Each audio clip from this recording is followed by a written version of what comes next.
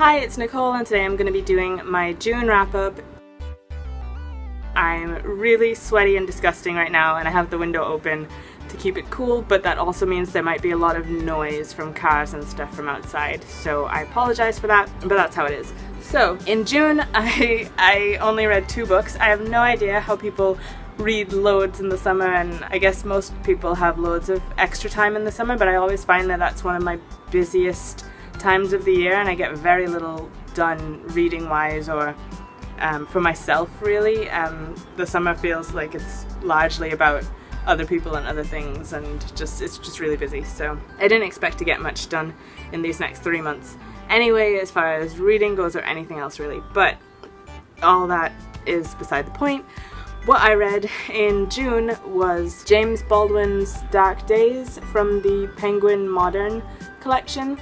And I really like these little, like, I guess samples of different authors and stuff. There are a few others that I'd like to pick up. I'd like to get the one by Audre Lorde and maybe the one by Anais Nin, but I really like them. They're about 50 pages each, I think, so pretty easy to get through, and I feel like that's a good size for a sample to kind of have a feel of whether or not you like an author, and this one in particular was just really good. It's got 3 essays in it. The first one was good, but it didn't do much for me, but the second one and the third one were really good. Very applicable to today still, unfortunately, but very sharp and very eloquent, and I am really interested now, even more so than I was before, in reading more of James Baldwin, and again I want to read some of his fiction because this is non-fiction. And then the second book that I read in June was the second volume in the Beauty series, Beaute. In English the 3 volumes are all collected as one, but I don't remember if I mentioned before, but in French they were originally done in 3 separate volumes, so I've read the second one now. I still really like it. It's still quite dark. And I was a little bit upset at how many deaths happened. There were loads, and a lot of the characters that I was kind of warming to kick the bucket, which is unfortunate, but it's really good and I'm really excited about the third one.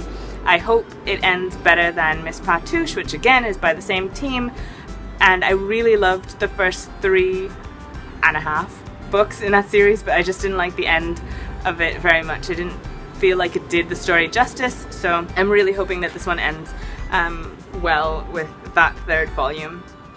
And then because this is kind of short, like I've only read 2 books, I thought I might chat a little bit about Wide Sargasso Sea, which I finished yesterday, and I didn't like it. I didn't like the style. It felt the first word that comes to my mind is pretentious, but to be more specific, it felt like she was purposefully trying to be mysterious and hold things back and be intriguing, but for me it's not intriguing if I don't know who's talking and what's going on, like a lot of the time, and I really don't get on with, I guess it's a poetic kind of way of writing, but I really don't get on with when there's like fragment sentences scattered all over the place and repetition as if it's supposed to be poetry. I don't like this style at all. I didn't like the characters. I didn't like the story particularly. It was mostly boring and whiny, and a lot of it felt just really racist,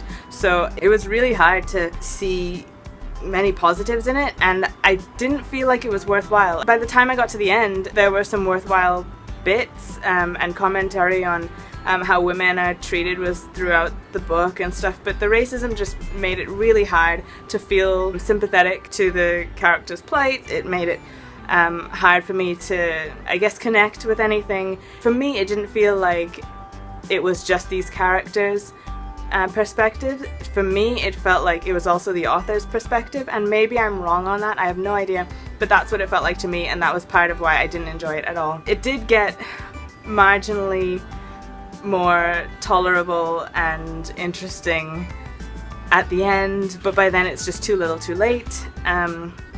So yeah, I would not recommend it, but if you really want to, then fine.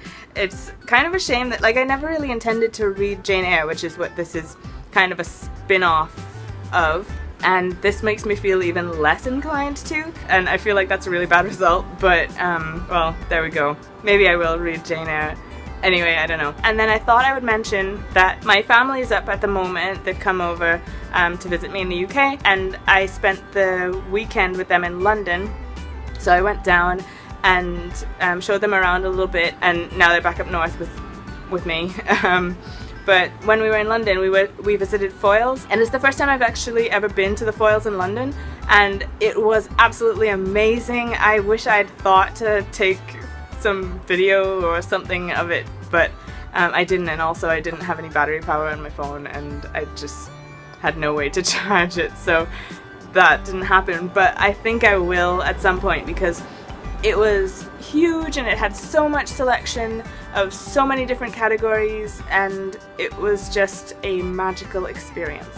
So that was great. And then one thing in particular that I really love about FOYLES is that they have a really big foreign language literature section. So I picked up 2 French books, one of them being this one, the Dieu de carnage, and the other one is on the other side of the room, and I'll put like it here because I'm too lazy to get up and go to the other side of the room right now. And this one is a play. I think I might actually replace A Raisin in the Sun for this play instead, for the Reading Women Challenge. I'm already 31 pages in, and it's only 140 something pages, so that I mean it's been pretty good so far. I saw Lane's talk about it, and that's why I picked it up in the first place, so that might be my next read for that challenge. I should probably mention that I read Wide Sargasso Sea for the Reading Women Challenge, and that's unfortunate because I didn't like it very much. But this one I am enjoying, and that will be a good second book in that group, I guess. So I guess I don't really have anything else to say. This has kind of just been a muddle of things that have been going on with me book-wise, I guess, and I don't know if this is even going to make sense when I put it together, but hopefully it's short. So that's all for today, and I will catch you again some other time. Bye!